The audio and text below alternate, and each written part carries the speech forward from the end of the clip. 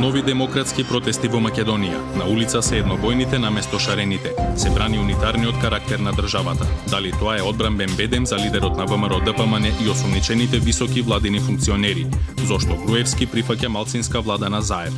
Каква би била мотивацијата за заедничката платформа на македонскиот блок против партиите на албанците?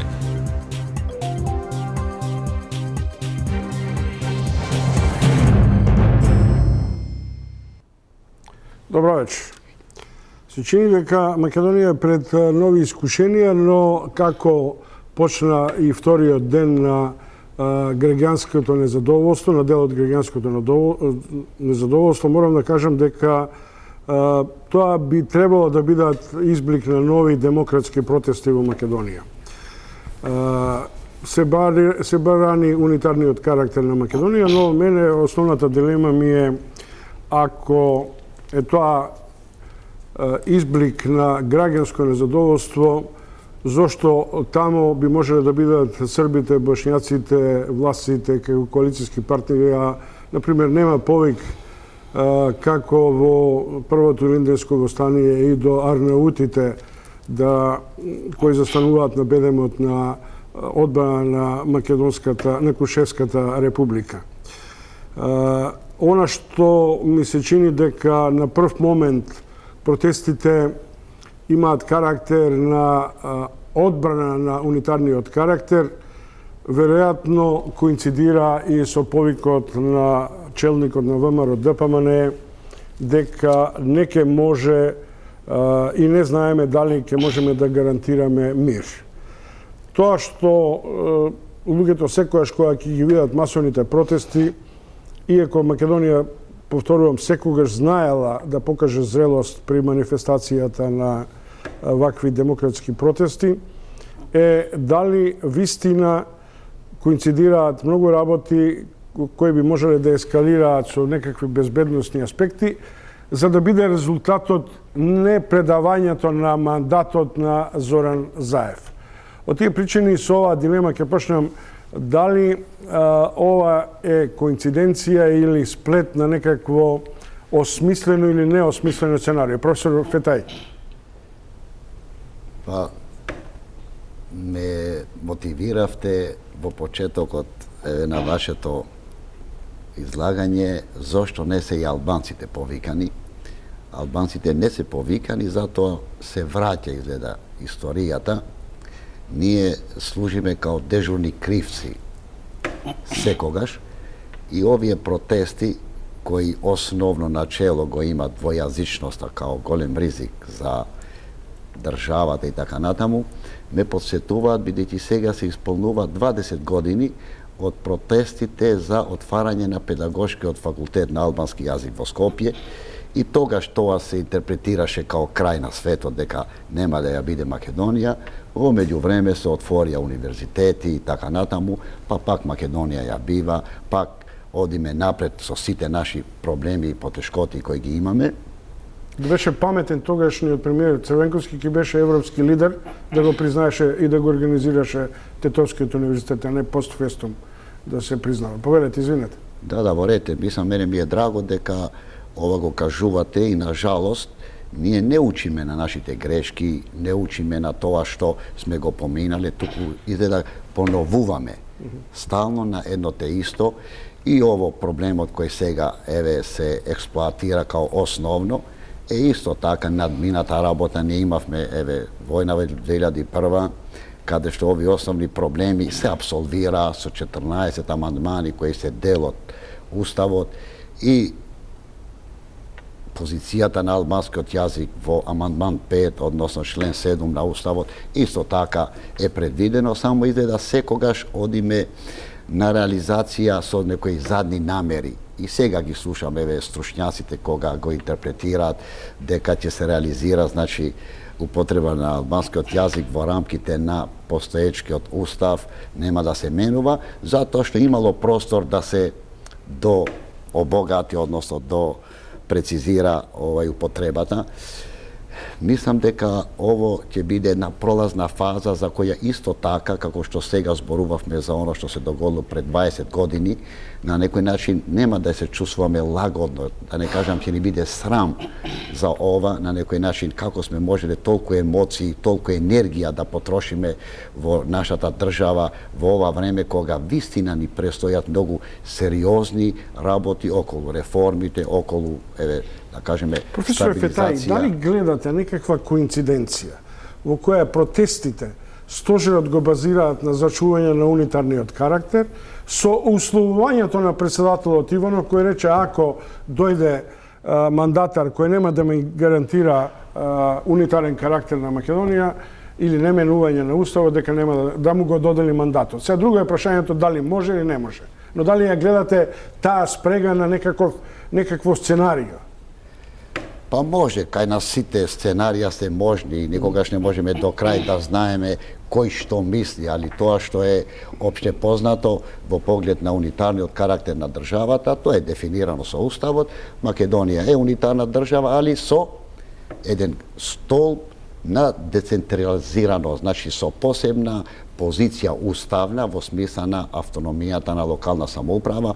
Инаку нема држава во светот која во смисла на унитарноста, како сакат некои да го интерпретира. Државата се повеќе и повеќе се децентрализира, значи се на некој начин се ослободува од големиот апарат да постане што порационална, што поблиску до граѓаните, сервис да биде на граѓаните. Ние повеќе носталгично одиме и си ја замислуваме државата во нашите фантазии како би требала да изгледа, ако забораваме реалноста во време на европските интеграции, во време на глобализацијата и така натаму, да се мисли на една оаза, на едно пусто острово кај што сме ние тука и никој не може да ни се меша. Мислим дека се тоа повеќе емоционално, повеќе да кажем некои носталгични работи. А во поглед на ово што викате вие дека председателот, мене ми е жал сега, толку критики имало околу председателот, оно што е основно да не го поновам, имаше идеја од албанците кога ги спомнаме да биде еден консензуален председател избран во смисла нека биде македонец, али на некој начин да има и поддршка од албанците, да го почувстваме дека тој као прв човек, као лице на државата, дека го има во себе и волјата, односно пристанокот и на албанците, беше дочекано као нешто задња намера, нешто ни спремаат и кој знае што ќе биде со тоа, и се покажало дека токму неговата улога сега е многу партизирана и иако би требало да биде клучна спирувачка. Шишовски, кој ќе се сетам дека на првите собири на протестите и студентите и потоа Солидарност и Шарената, бевте присутни. Дали сега гледате некаква паралела? Дали мислите дека овие протести може да ескалираат, може да бидат влезло, како што разговарахме со вас, со некаква контролирана нестабилност, партиско водење на водачите и така натаму? Секогаш може, нели, се да се случи, но мислам дека не треба да навлегуваме во таа сфера. Едноставно имаме граѓани кои што излегле од секакви мотиви. Тука има и јавна администрација, тука колку што гледам има и некои ангажирани уметници кои што тоа го предводат. Ќе видиме колку и дали воопшто ќе се создаде некое јадро, некое граѓанско јадро со конкретно граѓанско барање, и дали тоа може да се дефинира во овој случај. Сега за сега не се гледа такво нешто, се гледат некои чудни празни пароли, како например лајт мотивот на овие протести е заедничка Македонија. Убаво приметивте, албанците се на некој начин тргнати на страна од оваа заедничка Македонија, меѓутоа се тргнати и македонците, бидејќи не сите македонци се согласуваат со тој концепт на националистичка Македонија која што е само на нас македонците, а сите други може да бидат тука, ама нели нека се кјутат. Тоа е таа логика која што на некој начин ја промовираат, бидејќи пазете, Република Македонија е република. И самата етимологија на зборот е республика. Тоа е ствар на јавноста, на сите нас. Јавните институции се на сите нас. например, јавните паркови се на сите нас. Сега ние не можеме да кажеме дека ние овде сме мнозинство македонци, па ќе кажеме албанецот да ќути, нели? Или може да биде тука, ама да не зборува гласно. Знаете, така што целата таа реторика која што се промовира е веќе да употребам еден израз кој што Груевски го употребуваше, не е веќе фенси, нели? Веќе оди назад. Значи, и кај македонците, но и кај албанците. Гледате изборните резултати кај етничките албански партии. Беа преполовени. Само Беса доби голем број на гласови, меѓутоа најверојатно од револт кај албанците, голем број на албанци гласаа за граѓанска партија, така што и понудата на СДС и кон македонците беше граѓанска. Така што мислам дека Македонија веќе се движи во еден друг правец и оваа реторика од 90-тите години, мислам дека нема да фати замав. Што се однесува до мене, мислам дека дури е здраво за едната власт да почувствуваат малце енергија на протести и на соочување со друг тип на луѓе кои не им се партиски идеопоклоници и дека сепак е ова шаренило на граѓанскиот амбиент во Македонија. Професор Ристовски, дали ни се заканува опасност или ова микс на страф од борбата со криминалот, па некаков одбранбен бедем? Секако опасноста е на прагот, но прво генерално едно стојалиште. Во услови на сериозно заострени односи во општеството, во услови на крајно на електризирани политички односи помеѓу екстремите во политиката, во услови кога имаме на електризирана атмосфера во јавноста и кога имаме табори внатре во македонскиот блок и од друга страна албанскиот блок, за македонското општество е особено важно, посебно за академскиот свет и за, да речеме, интелектуалниот дел на нацијата, да внесат малку повеќе систематизирано знаење во цела оваа ситуација. Потоа е потребно да се внесе разум, пошто разумот го снема од јавната политичка сцена. Разумот е да разпознаеме што е добро, а што е лошо во дадената ситуација, значи кои политички одлуки се добри, а кои политички одлуки се лоши во дадената ситуација, но преку повеќе ни е потребна мудроста да ние се учиме на туѓите грешки, но и на туѓите позитивни примери, а не да се учиме само на собствените грешки, иако на тие не се научивме уште. Хераклит во свое време рекол дека својство на луѓето е да грешат, но само неразумните остануваат при своите грешки. Сега во делот на систематизираното знаење, ние сите знаеме како демократска јавност дека изворот, коренот на кризата беше во нарушените политички односи, во пореметените основи на политичкиот поредок.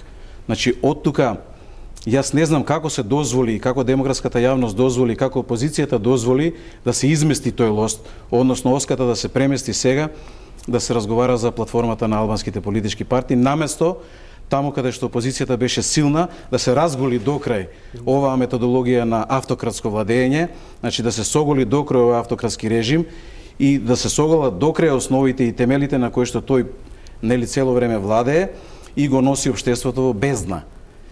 И сега се наоѓа на еден друг терен. Сега платформата веќе ја однесе опозицијата во сосема друга насока, за волја на вистината тоа е насоката и оската на која што пак ВМРО ДПМН стои одлично. Тие сега ги билдаат мускулите на таа платформа, тие ги билдаат своите политики на таа основа и го враќаат сериозно авторитетот кај македонското граѓанство. Значи сега имаме една обратна ситуација. Колку повеќе Социјалдемократскиот сојуз инсистира да им удоволи на екстремните барања, тоа се екстремни барања. Платформата сега не е момент, ниту пак сега е место. Иако за волја на вистината, јас во повеќе дебати говорам дека има доволно вредностни основи за да таа платформа биде пуштена во етер, но во една сериозна општествена дебата. Станува збор за сериозни историски прашања и тука треба сериозен општествен договор за кој треба време, но и паметно и мудро за албанскиот блок е да има консензус кај македонскиот блок, кај македонските политички водства и нормално кај македонската јавност генерално земено. Во ваква една ситуација, дуи не знам зошто се обидува на мала врата да ја протне платформата во услови кога не е место сега. Во оваа криза на платформата не е место. Дури и да добијат одредени права сега албанците, тоа не се вистински права. Тие ќе бидат пореметени во своите основи во периодот кој што следи, затоа што имаме сериозен општествен револт контра тие права и Социјалдемократскиот сојуз сериозно го губи авторитетот во дадената ситуација. И замислете сега, ние имаме ситуација, ова е систематизираното знаење, кога Социјалдемократскиот сојуз стои на изместена оска, каде што предноста има ВМРО ДПМН, и со протестите ќе ја набилдаат својата позиција, а СДСМ ќе тоне се повеќе и повеќе, затоа што удоволува на барања за кои што немаме сериозен општествен договор. Ниту пак немаме сериозен општествен разговор на јавната сцена во Македонија. За тоа треба време, но за тоа треба и стабилна политичка влада, но за тоа треба и веќе одредени поглавја поминати, нели, кон членство во Европската унија, и на самата врата на влезот како членки во НАТО и во Европската унија, ние можеме да ги отвориме тие теми и можеме да постигнеме општествен договор, и треба да се унапредат сите можни права во сите можни сегменти според, нели, признаените светски академски стандарди и така натаму. Професор Истовски отвори две прашања кои мислам треба да ги разрешиме. Прво, дали е време за платформата и што се бара, односно зошто се инсистира? И второ, дали СДСМ ја губи таа предност што е стекна? И трето, сосема сигурно е прашањето зошто Груевски би бил сега со билдање на својот имидж ако при тоа прифати измене на законот за јазици, прифати цел сплет на закони врзани со амнестијата на припадниците на ОНА и на нашите безбедносни сили, стоја сумнително за дразни акции на меѓуетничка релација. Значи, да не должам, дали е ова сега време, дали е време? Прашањето на времето во политичка смисла е прашање кое не детерминира рок, но детерминира фактори за реализација. Ја мислам дека погрешно се придава голема значајност дека главниот, основниот проблем во овој момент е законот за јазиците, односно платформата на албанците. Не е тоа проблемот. Вие видовте, токму овие кои сега се најнезадоволни, наводно се руши државата, сето тоа, го прифатија платформата, сите 4-5 точки, така, бар тоа што го слушавме, јас го немам прочитано, тоа што го слушавме дека немаше проблеми, имавме еден голем интервју во Република, колку се направило за албанците, дека тоа не е никаков проблем да се реализира. Цело време разговарам во рамките на дадените корнизи во уставот и во законите и тоа што треба да се допрецизира. Значи, нема никакви екстри барања кои би биле изненадувачки за Македонија. Нема доуредување, апсолутно. Исто така и Социјалдемократскиот сојуз збореше и зборува и сега за така една равноправност во смисла на граѓанството, каде што ќе бидат инкорпорирани и тие права кои уште не се апсолвирани колективни. Значи, во суштина, воопште не е проблемот на македонско-албанските односи. Тој стои, као нормално, као и сите мултиетнички држави, као еден проблем во смисла на доуредување. Тоа е една жива материја, затоа и демократијата е сукоп, односно сучелјавање на разговори и така натаму, али не во таа мера сега.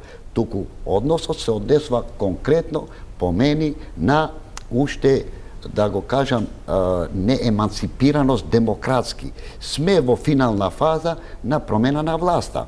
Значи, сегашната владеачка партија треба да оди во опозиција. И една од основните столбови на демократијата е миролюбиво предавање на власта, што го имавме во Америка. Иако, да кажем, легитимноста и легалноста беа многу дебати и така натаму, и го гледаме дека Трамп и поред сите резерви што беа, мирно си го води така идејата своја околу начинот како тој ќе менаџира со државата во рамките нормално, стриктно на зададени правила. И ние тука издекуваме од тоа. И ја мислам дека ќе видиме, затоа реков, после неколку, да кажам, месеци, ово ќе изгледа као дека било вистина уште едно губење енергија, односно мене ми е жал што вистина некои луѓе сериозно сваќаат дека тоа е сериозен проблем. А во суштина се ставени сите корнизи. Истата работа, овие две дилеми.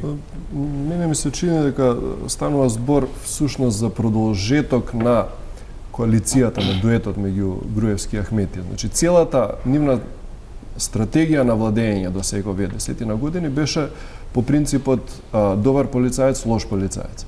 Значи, кај македонците, лошиот полицаец е албанецот, тој е оној кој што сака на нас нешто да ни земе, и тоа се представува како некој страшило, а Груевскиот добриот полицаец кој што нас ке ни даде мир и така натаму, и кај албанците обратно, добриот полицаец е Ахмети, а лошиот е, нели, македонецот, односно Груевски, така натаму. И затоа го имаме реториката за браник, значи некој некого брани, затоа и Груевски се поставува овде како не баре спасител, спасоносец, некој спасител кој што ќе спасува Македонија со својата саможртва, како да е он Господ Исус Христос, па сега он ќе се жртвувал за Македонија да била спасена и така натаму. Во таа смисла, за жал целата демократска јавност и она интелектуална јавност наседна на оваа многу ефтина финта со која што 10 години они нас не влечат за нос, и го насочи вниманието онаму кај што најмалку требаше, а тоа е во таа реторика на поделба помеѓу македонците и албанците. И они на тој начин владеат со нас. Ако ја погледнете таа платформа, како прво тоа е изборна платформа, значи таа не е некаква мистична платформа, и таму има и други работи, има за децентрализација, за распределба на буџетот, тоа се работи околу кои може да се разговара. Меѓутоа целата јавност се нафати на мамката и почна да зборува. Целта е, како преска што кажав, бидејќи Дуи загуби многу од тие гласови кои што беа традиционално нивни, односно кои што одговара на таа националистичка реторика, и ВМРО исто така, целта е да се врати повторно дискурсот, значи целиот општествен дискурс, на полето на национализмот, кај што можеме да се делиме, да се караме, за они да владеат понатаму. И сега од СДСМ зависи дали ќе ја прифатат оваа игра. За жал навлегуваат во таа игра.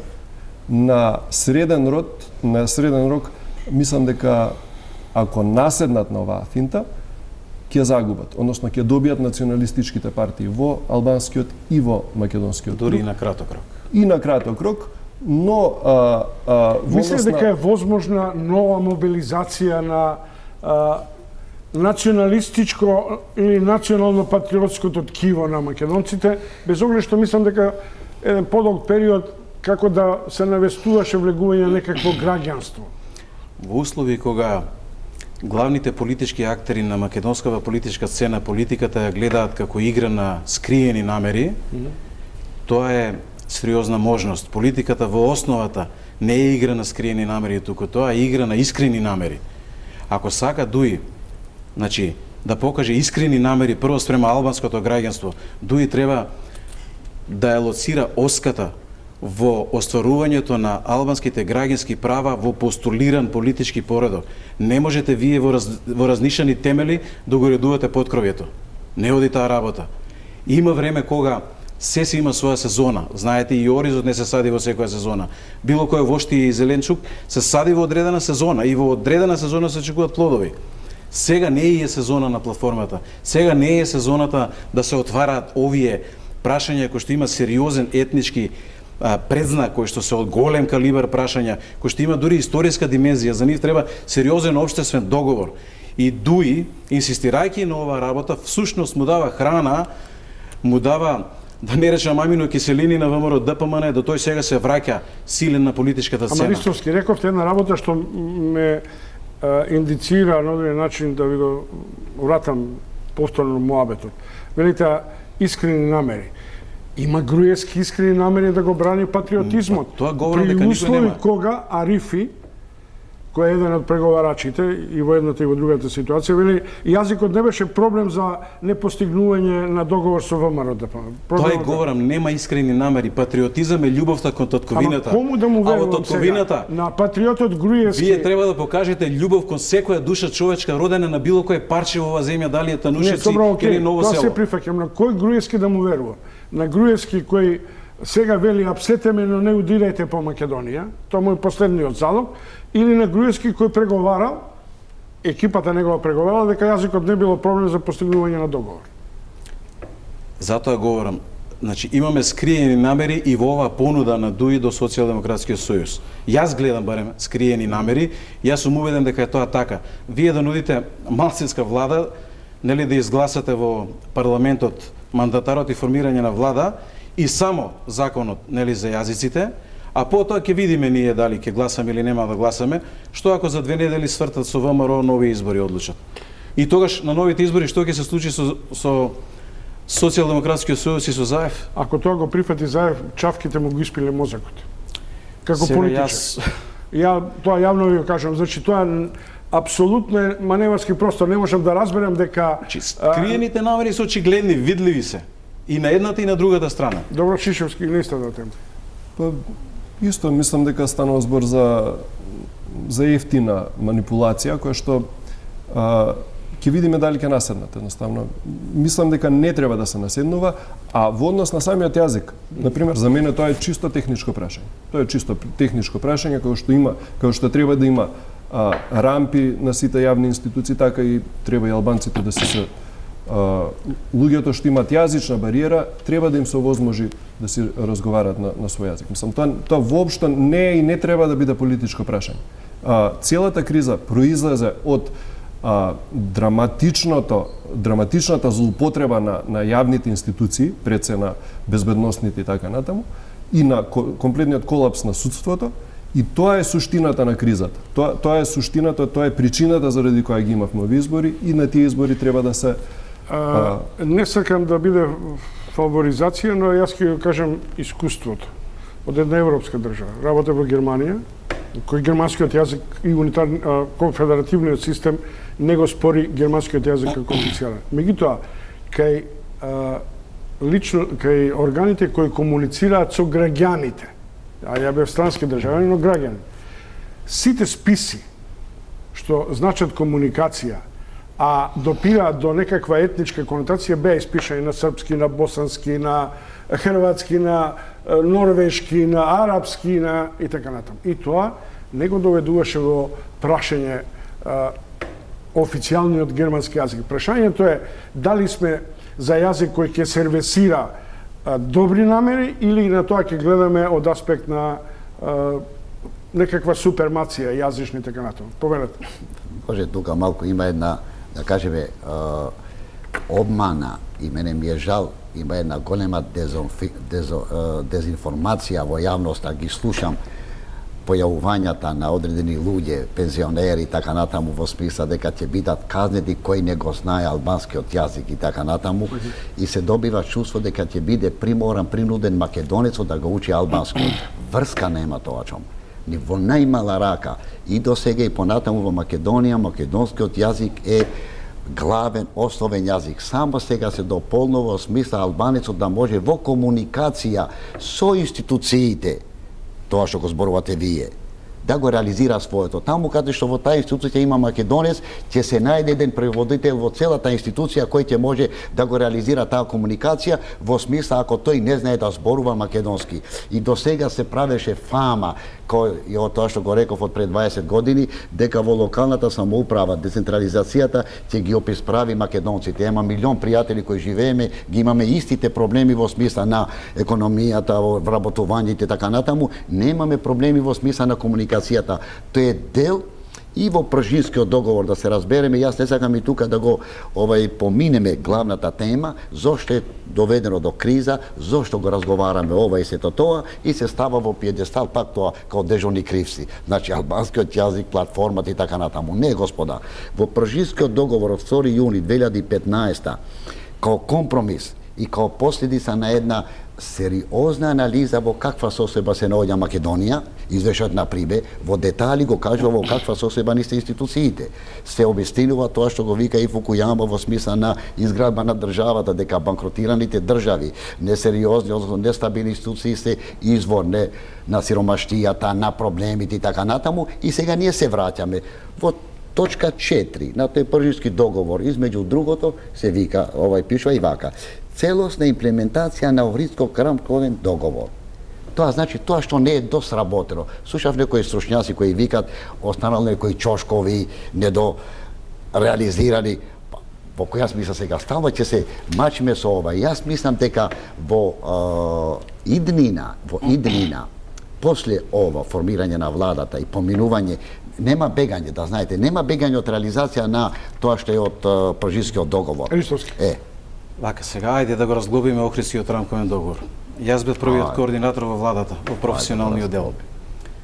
Значи, во 6.5 стои, нели, 20% е условот со кој што се дозволува да биде службен јазик, нели, во тие делови од територија на Македонија. И таму има една клаузула, вели, понатаму, службен јазик на територија на цела Македонија ќе биде регулирано со, нели, има образложение во анекс Б, каде што во точка 8 стои дека тоа важи за собранието. И тоа е имплементирано. Значи, во сите останати државни институции ќе се регулира со носење на посебен закон за кој што треба двотретинско мнозинство. Значи, во овој момент и во оваа фаза, Уставниот суд може да рече овој закон е неуставен. Затоа што ќе бара двотретинско мнозинство. Како ќе го протнат во собрание со 61 со просто мнозинство? Ово се употребува во политички цели. Ние може да дебатираме колку се дозволите сега. Не дека не треба, него поентата е општеството треба да го подготвиме. За тоа треба стабилна политичка влада. За тоа треба време. Се има своја сезона. Не можам јас сега со овој габарит да скокнам 2,5 метра. Треба подготовка за таа работа. Ние треба да подготвиме јавноста. И се додека не почнеме да ги почитуваме 615 или 20.000 гласачи од другава страна и овие 435-40 од другава страна, значи подеднакво, како граѓани на оваа држава, и љубов да се покаже и кон едните и другите, нели, ако е тоа патриотизмот, љубовта кон татковината, а секој што е внатре, без разлика како политички став има, треба да покажеме почит, тогаш и ние треба да имаме чувство за овој отпор што сега се јавува во јавноста. И тоа е сосема објективен отпор, но и лесно манипулативен отпор. Тој отпор сега лесно ќе го манипулираат и ќе дозволиме да пропуштиме една сериозна криза да ни се провлече низ мала врата. Тоа беше руинирано и од политички поредок, криминогеноста на општеството, автократскиот режим, оваа методологија на владење, на уништување на животи на индивидуи и така натаму. Мисле дека тоа не го решиме, сега ќе решаваме подкрој. Ќе ги суспендира овие етно... Ги изместува од оската, централната оска, од централното тежиште ги става на страна и им ја намалува специфичната тежина. Го релативизира тој проблем во општеството. Внимавајте, сега не се зборува за тоа. Да не е специјалното јавно обвинителство, се појави тук, там, јавниот дискурс кој е? Платформата, двојазичноста, немирите, протестите, очекуваното заострување во сценариото на ВМРО ДПМН и така натаму. Па Ердоган така се врати со апсолутно мнозинство во парламентот. Ние што сакаме сега? Со платформата да го вратиме ВМРО ДПМН и истата гарнитура, истите луѓе со исти рутини и навики. Што добиваме на тој начин? Ние решивме нешто? Шишовски па... чекај да одговарам. Да. Завршите? Не, да. Добро. Мислам, вие добро го рековте, освен албанскиот јазик, разлозите сите ги наброивте зошто е дојдело до ова дереđe, до ова состојба државата, тоа што го зборувавме ние, значи узурпација на државата, партизација, нефункционирање на сите тие елементи кои се таксативно наброени во извештајот на Приме. Тука е главниот и основниот проблем. Ово е вештачки наметнат проблем, бидејќи и ако се решава албанскиот јазик, еве да не одиме во детали, заврше, па немој да ми наметваш, сега слушајте до крај. И ако се решава албанскиот јазик, цело време се зборува и Заев рече, нема да се менува уставот во рамките на законските можности кои се. А ние не навлегуваме во тоа дали ќе го дерогира уставниот суд. И претходно имаше, ако излегува надвор од уставните рамки, нормално ќе биде поништен. Идејата ми е друго мене. Доста ние да се занимаваме со овие национални прашања кои во суштина не задиркуваат во темелите на државата. Во темелите на државата задиркува функционирањето на правната власт, на правната држава, на изградба на граѓанското чувство, на заедништво. Овие елементи паралелно значи оди паралелно и реализација, апсолвирање на заедничките права што ги има заедниците според Охридскиот договор кој е сега дел од уставот и изградба на чувство дека сме исти под иста држава, под исти закони, под унитарна држава и така натаму. И ве молам, и сега, јас воопште знам и сум длабоко свестен дека ова е само разлог и парола дека излезене надвор по улиците, не ги подценувам во најмала рака, поради албанскиот јазик. Во суштина на сето тоа е смена на власта. Дали ќе дојде на миролюбив начин, што јас сметам дека ќе дојде, бидејќи ќе сме на очекување председател на државата да му го врачи мандатот на на Заев. Мислам од аспект на професорска или експертска анализа на состојбите. Сега веќе повеќе сум за тоа дека ќе му го врачи мандатот. Инаку јас сум рекол дека имајќи го во предвид минатото на председателот, сум рекол неговата рака нема да оди да потпише таков документ или одлука што ќе пишува дека на Заев му се дава мандатот. Али ово сум го рекол пред месец дена.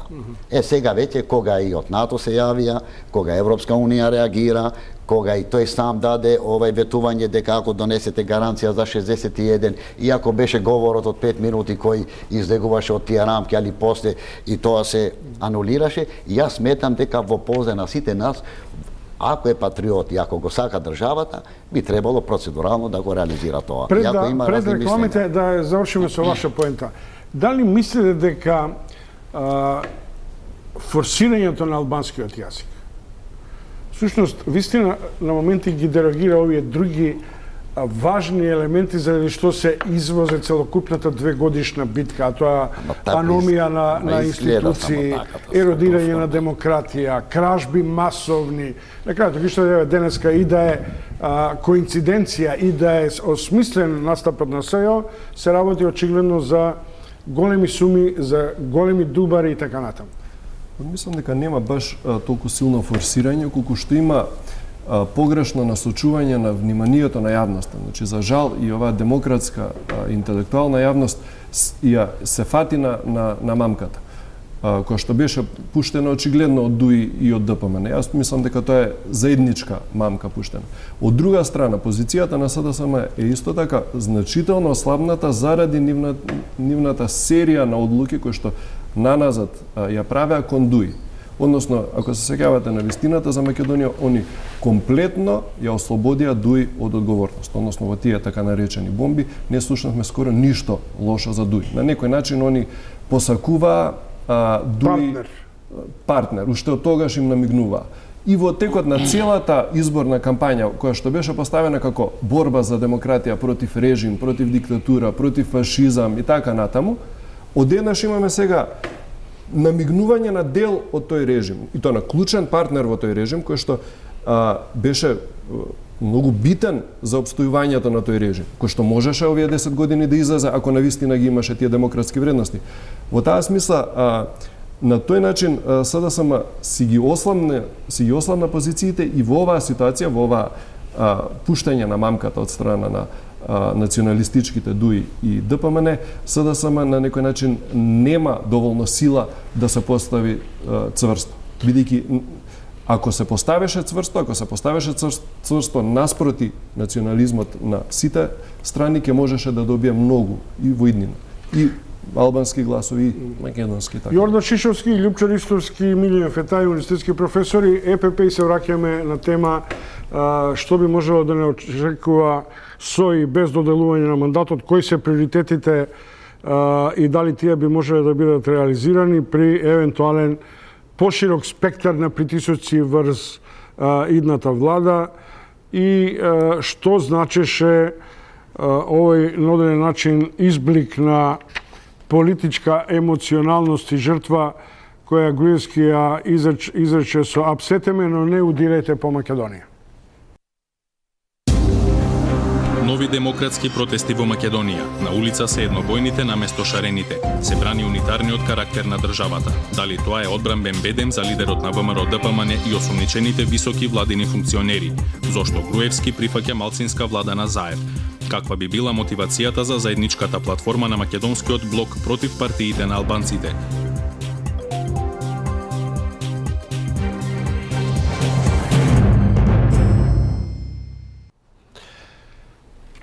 Прочитав еден Facebook статус на Димитар Димитров и ми се чини дека е добро да изцитирам дел од неговата реакција.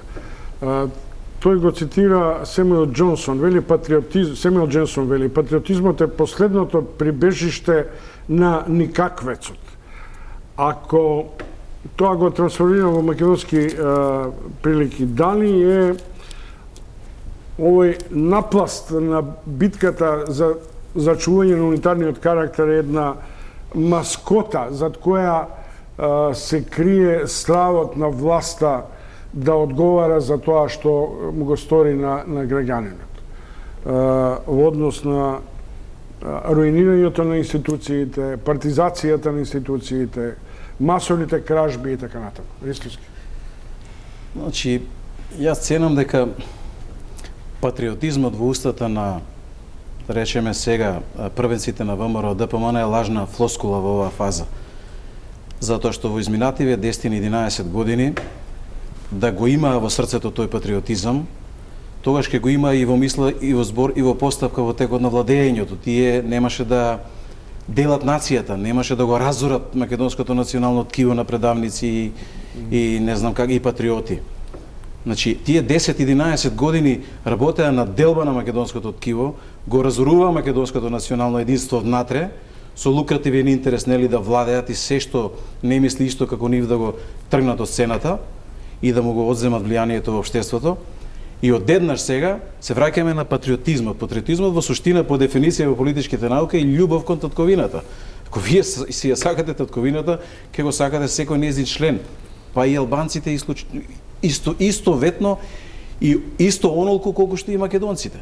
Значи секоја душа човечка, јас тоа постојано го говорам. Значи лажна флоскула е сега во оваа фаза патриотизмот, но е изворедна алатка да се манипулираат нели членството на ВМРО ДПМН, кое што веројатно од X причини, тоа е за сериозна политичка анализа, како успева да се мотивира тоа членство денеска во едни вакви услови кога власта е соголена до крајности и кога се назира нели лукративниот интерес да се спасат од обвиненијата на специјалното јавно обвинителство.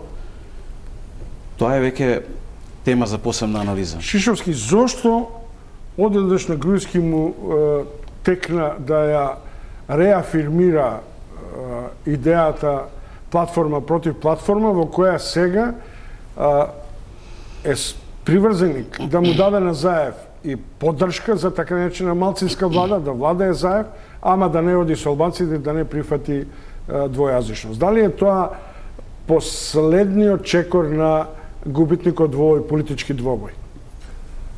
Видете, тоа е стратегијата која што секоја владеачка каста ја употребува. Иема Голдман вели патриотизмот е суеверие изградено на лаги и невистини, кој што ја лишува личност од незината самодоверба и достоинство и ја претвара во, ја зголемува ароганцијата и нечовечноста на крајот на криштата, знаете. Ова е еден вид на баш суеверие. Религија во на најлоша смисла на зборот, чија што цел е личноста да ја стави во табор. Знаете, денеска малцинството кој што е најзагрозено во Македонија сме ние, индивидуалците. Чим вас ќе ве стават во еден табор, тоаш вие ќе кажете, окей, остави наше овој барем да не бидат од оние нивните. Другите, кои да се другите, по кој да е причина да се делиме. Во таа смисла, оваа поделба помеѓу македонци и албанци се обидува да надмине вистинската поделба помеѓу граѓани и криминалци. Целта заради која што се случија протестите, заради која се случува оваа криза е враќање, односно носење нели на демократија и на правна држава. Прашање дали некогаш сме имале на вистина правна држава и демократија. Овој вид на маневри на Груевски не се на место. СДС ја направи еднаш таа грешка во 2013 кога коалицираше со ВМРО на локалните избори во Струга и во Кичево, мислам, за да додат македонци, иако година дена претходно ги шутира на клоци од собрание. Знаете, така што дојде време на кристализација во која што ќе треба да се одлучиме дали се бориме и се бориме за принципи или да им слугуваме на нашите господари до сегаш. Зошто Груевски би прифати малцинска влада на Заев? за да биде блиску до Ахмети, бидејќи сега и Ахмети се обидува нели да тактизира, би дал поддршка, идентична ситуација. Дали е тоа привиден или можем фактички до сојуз меѓу нив двајцата?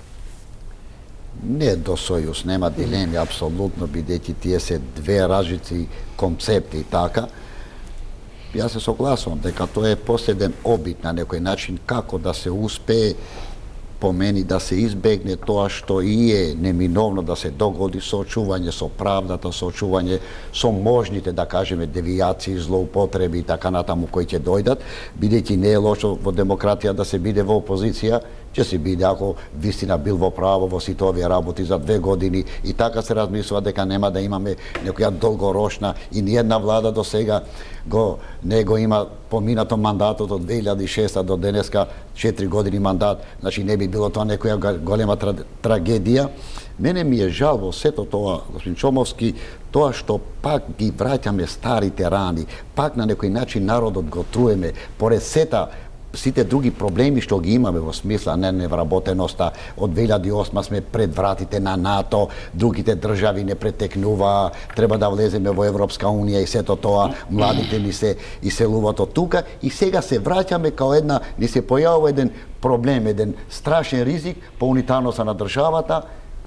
Да не се поновувам во таа смисла, сите овие работи ние можда со право им даваме значење, еве ги на некој начин ги валоризираме, али јас сметам дека нема да го заустава таа идеја која оди кон стабилизација на Македонија, бидејќи да се вратиме 2 години во назад од Пржинскиот договор, колку пати изоден во ова смисла со сите промени, со изборите и така натаму, јас мислам дека Македонија неминовно и што ми е драго во сето ова, јас стално го зборувам, што е голема среќа, Господ не сакал да сме држава во Европа и да сме влезени длабоко во евроатлантските интеграции, на некој начин и Европска унија и НАТО не дигаат раце од нас, уште инвестираат во смисла на инсталација на правна држава и на демократските вредности, во смисла тоа што би требало да биде една стабилна држава и затоа јас сум оптимиста, имам надеж, иако ово е рискантно, нормално носи со себе одреđени ризици кои последиците ги имаме ние као цела држава, као сите граѓани во Македонија, значи живееме по една ипотека. Не е убаво да се гледат луѓе стресни, дека дали ќе ја биде државата, нема да ја биде као да сме, не знам, пред некои големи катастрофи во таа смисла. Инаку, мислам дека ни следи еден позитивен тренд кога ќе го надминеме овако. Лицовски, зошто Груевски излезе со оваа теза, апсете ме, но не удирајте по Македонија? Или како што прочитав еден добар твит денеска, подобро во затвор со чест, отколку на слобода без чест. Тој концепт во политичката емпирија е познат како scapegoat, значи како жртвено јагне. Вие ако се прикажете жртвено јагне, освојувате сериозен дел од симпатиите на јавноста. Меѓутоа, јас се надевам дека нашата јавност демократски брзо зрее и со овие дебати исто така помагаме ние преку едукација и преку знаење да созрева што побрзо и мислам дека прочитана е таа жртва од јавноста. Ние треба да помогнеме да се допрочита ако некој уште не ја разбрал. Мислам дека во една ситуација за мене тоа е и знак на очај. Тоа е малку очаен потек, не е оддава авторитет. Значи дека ситуацијата не ја држите во свој раце, не ја држите веќе под контрола и дека ви клизаат низ рака работите и вие сега очајнички барате споредни решенија кои што немаат сила да направат никаква промена, однапред знаете дека се осудени на неуспех. Но од друга страна, знаете, владата е таа што владее, но во услови на малцинска влада, јас го прашувам Социјалдемократскиот сојуз како мислат тие да владеат кога ќе зависат од гласот на пратениците на ДУИ. Дека паднат после 30 дена, не треба. Значи како ќе владеат, јас ќе ви одговорам. Политичката агенда ќе му определува ДУИ. Немате однапред потпишан општествен договор со кој што, да речеме, во период од 6 месеци ќе ги изгласате тие закони, ќе смените председатели на, не знам, на судски совет или членови на судски совет, на председатели на судови за да можете да процесуирате или, не знам, државно јавно обвинителство и така натаму. Значи немате однапред црвени линии со кои што вие давате огромен влог целиот свој авторитет и авторитетот на СДСМ за генерации потоа Вие го заложувате, а во рака немате буквално ништо. Вие имате очекување дека ако владеете, евентуално можеби ќе ја доведете ситуацијата до крај во врска со специјалната јавно обвинителство или не знам што. Меѓутоа, цело време да зависите од гласовите на ДУИ е за мене страшно рискантен потез. За мене е тоа замка, измам и стапица. И мислам дека тука треба многу внимателно и многу мудро да се одигра. Знаете, без да ги вовлечете Европската унија, веднаш да ви дадат почеток на преговори. Без да го вовлечете НАТО, веднаш да ве внесат во предворието за членство. Мислам, која ви е вас гаранцијата дека јавноста ќе ја смирите? Нема ништо да ги унапреди односите меѓу македонците и албанците закона за јазици, ниту пак и ги унапреди албанските граѓански права во оваа фаза. Ништо нема да постигне ни ДУИ, ни албанското граѓанство повеќе со донесување нови закон во оваа фаза, во оваа сезона. Денеска слушам се врати на дневен ред името. Апропо на тоа дали ќе влеземе у НАТО, нам ни е сигурно јасно дека без голем компромис со Грција тешко дека можеме да добиеме статус во Европска унија. Уште долго време во НАТО може би со некаква референца, но тоа е друго прашање. Она што ми е индикативно, враќањето на така нареченото проблематизирање на името од една или од друга страна.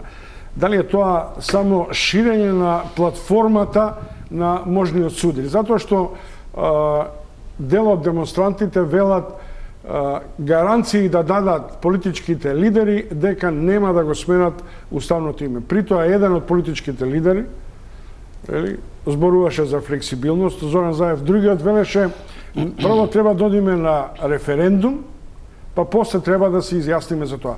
Дали е нова коска за глодење името во оваа битка меѓу заминувањето на Груевски и доаѓањето на Заев? Името е вечната приказна кај нас. Името, видите, као прво и основно ние мора да го смениме. Она недостоинствено име, поранешна Југословенска република, мора да го тргнеме. Значи, решение на тој проблем мора да најдеме на некој начин. За да се затвори, за да се одземе силата на овие мрачни сили кои што цело време се обидуваат да внесат раздор по тоа прашање. Во однос на Груевски исто така би додал уште нешто.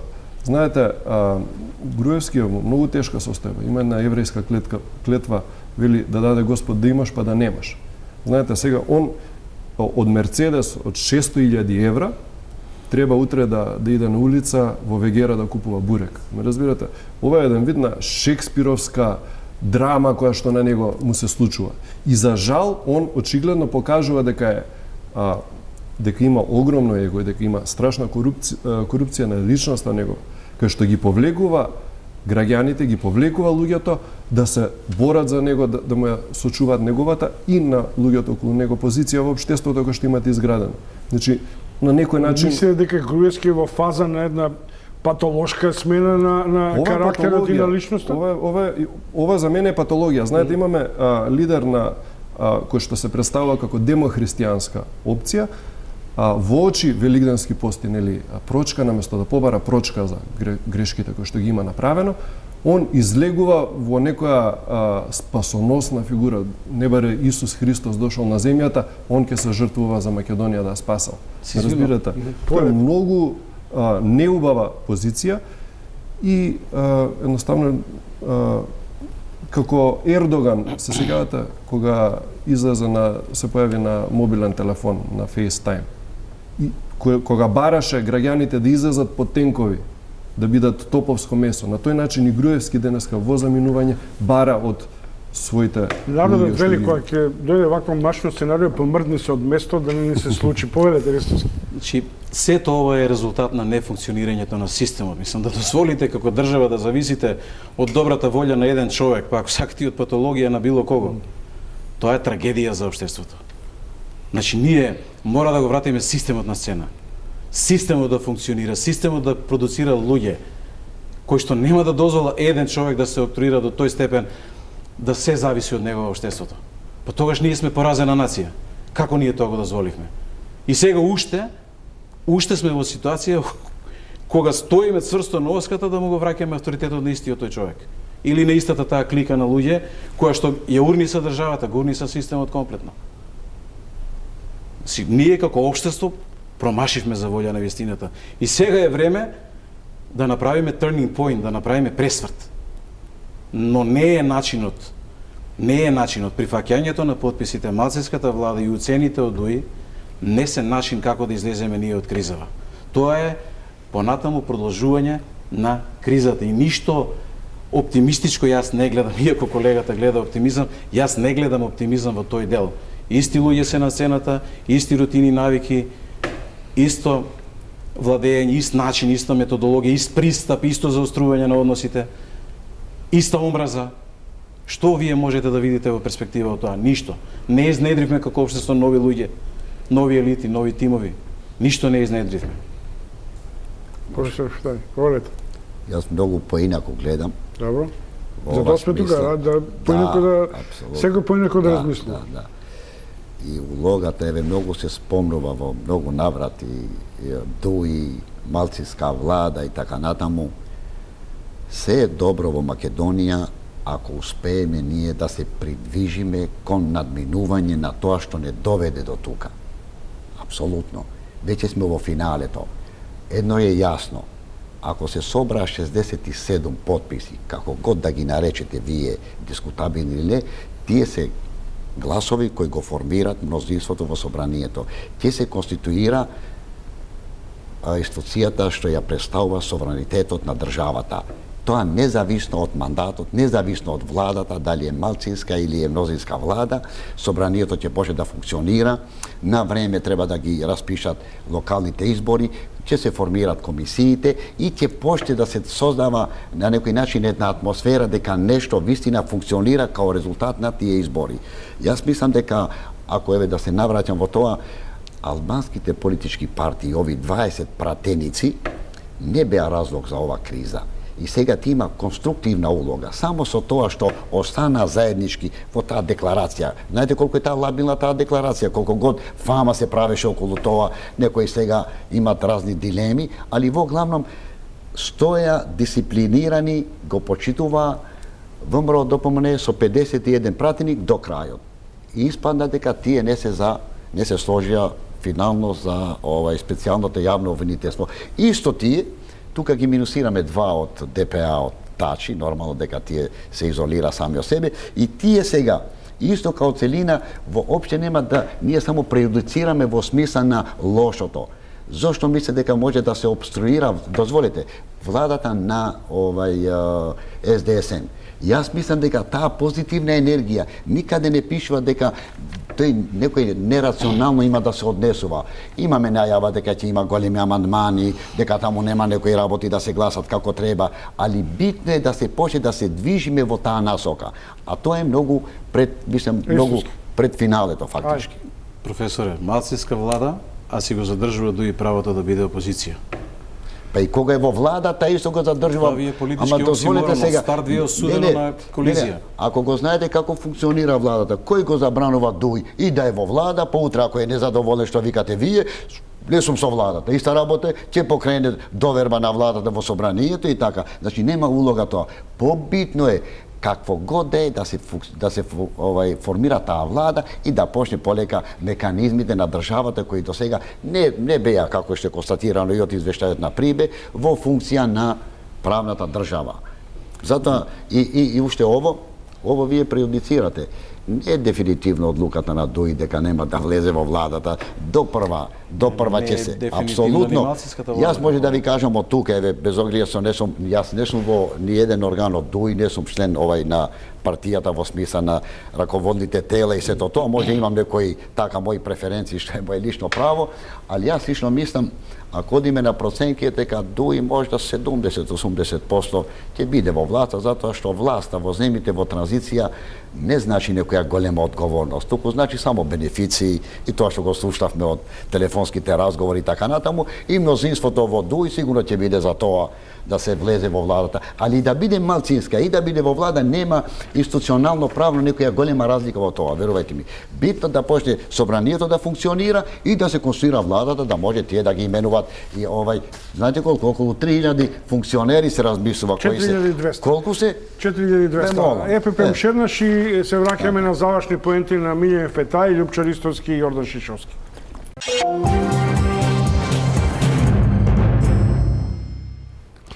Дали Зоран Иванов, се извинувам, Зоран Заев, ќе го добие мандатот, се извинувам на мојот колега Зоран Иванов, Зоран Заев ќе го добие мандатот, дали овие демонстрации ќе ескалираат, дали е возможна наместо политичка стабилизација безбедносна криза? Ристовски. Можно е. Моите проценки се дека ако работите се одолговлекуваат, а веројатно председателот Ифанов ќе ги одолговлекува, и тоа со истата аргументација со која што Дуи досега ги одолговлекуваше, па меѓународниот фактор му го прифати тоа барање, затоа што за сериозни политички решенија и одлуки потребно е доволно време. И Иванов со истата аргументација ќе бара доволно време, веројатно ќе се сочека и Могерини да дојде, па ќе помине, па ќе се размислува. За тоа време ВМРО преку протестите ќе се омасовуваат. Можни се и елементи на радикализација, но тоа е латентна опасност да се инфилтрираат радикални структури од надвор, неконтролирани од тие што организираат, да направат некој ексцес инцидент, па дури и контролирана криза, и тука веќе може да биде иницијална капеста на нешто лошо. Но да се надеваме дека нема да оди во таа насока, дека разумот ќе надвладее. Затоа, значи, потребни се мудри одлуки и од страна на СДСМ и од страна на ДУИ, но и од страна на ВМРО ДПМН. Време е малку да ја легнат топката и да не ја запалуваат понатаму атмосферата, оти можно и они да изгорат во целата таа ситуација. Как ќе спасат Груевски, ако не ја запалат? Јас повторно ќе речам. Не верувам дека некој има капацитет сега ВМРО ДПМН да оди во залог за еден човек или за тројца од кликата, тогаш нека оди ВМРО ДПМН во залог. ВМРО ДПМН може и да исчезне од политичката сцена. Ние имаме во политичката империја икс такви случаи, ако сакате земете во Словачка, Мечер и други. Значи може ВМРО со таа клика да отиде во неврат. Јас ипак ценам дека ВМРО со својата десна демохристијанска идеологија во еден нормално постулиран систем со едно морално доблесно раководство може да даде придонес за развој на општеството. Не верувам дека затоа што меморијата на македонскиот граѓанин не е врзана за ВМРО, не за ДПМН, него за ВМРО. Шишевски нова, дали е возможно ескалација, решение, разврска? Кај нас е можно, мислам, видовте со председателот Георги Иванов лани на што беше подготвен, но не треба да се плашиме. Ја мислам дека треба да внимаваме многу, вниманието како јавност да го држиме на битните работи, да бидеме што е можно поразумни. Мислам дека ќе се обидуваат, но дури самата оваа малцинска влада, така наречена, не треба да ја сваќаме како некаква драма. Јас лично дури би преферирал што е можно по-слаба влада, но она што е нелагодно во целата ситуација што не постои взаемен консензус помеѓу политичките елити за изградба на системот на правната држава и така натаму. Едноставно не постои таква взаемен консензус, и од друга страна уште една слаба карика што ја сметам врз која што може да имаме влијание е граѓанското општество. За жал, граѓанското општество се пасивизира многу, дел од граѓанското општество се партизира на некој начин. Мислам дека клучен играч во целава ситуација ќе биде доколку оние остатоци, оние автентични остатоци од граѓанското општество се вратат повторно заедно и извршат притисок врз политичките елити да работат во интерес на граѓаните, а не на нивните лични теснопартиски интереси. Имате. Па мислам дека состојбата е сложена, нормално дека се усложнува со сето ова што се догаѓа, а надежда ми е кон тоа дека председателот Иванов ќе го држи зборот, дека ќе го даде зборот и ќе го држи, и тоа ќе биде, значи, едно институционално решавање на целокупната состојба, и идејата на целокупната криза од почетокот е институционално да се реши. Шарената револуција исто така беше во рамките на нормалните, така немавме некои големи изливи на немири и така натаму. Се надевам дека и ово што се догаѓа ќе биде во рамките на демократскиот излив на незадоволство или своји преференции, така што и идејата на меѓународната заедница конечно во Македонија институционално да се реши целокупната криза ќе се конституира овие денови можда што побрзо собранието и председателот да го дава мандатот на Заев, да се конституира таа влада како год ја викаме да биде влада и полека да одиме кон тоа што веќе 2 години се разговара, кон враќање на државата во нормалните токови, реализација на реформите и сето тоа што го чека Македонија. Може. Повелете, 1 минута само. Може би излезното решение, јас во неколку наврати говорам, може би е време да се започне да се размислува за опцијата широка коалиција со надпартиски мандатари, доминантно надпартиски членови на владата. Мислам дека тоа е добро излезно решение за трите субјекта во моментот. Нека функционира собранието, владата. Ајде да го оставиме тоа, ако добие Заев мандат, па да видиме дали тоа би му висело на врат. Фетај Ристовски, Шишовски, ви благодарам што бевте гости во топ тема. Утре се со Снежана Луперска Созен. Пријатна вечер.